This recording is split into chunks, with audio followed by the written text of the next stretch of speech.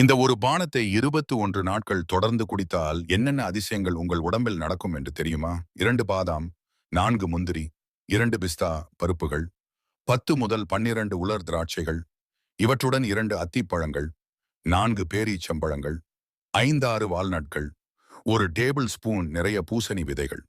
இவை அனைத்தையும் இரவு தூங்குவதற்கு முன் வெதுவெதுப்பான ஒரு கிளாஸ் தண்ணீரில் ஊற வைத்துவிட்டு தூங்க வேண்டும்.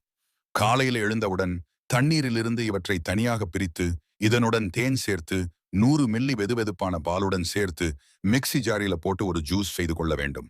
இப்போது இந்த ஜூஸை நீங்கள் சரியாக 21 நாட்கள் குடித்தீர்கள் என்றால் உங்கள் உடலில் பலவீனம் என்ற பிரச்சனையே இருக்காது.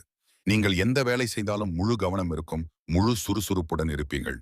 எல்லாவற்றிற்கும் மேலாக இரத்த ஓட்டம் முழுமையாக செயல்படும், உங்க மூளை சூப்பர் ஆக்டிவாக வேலை செய்யும்.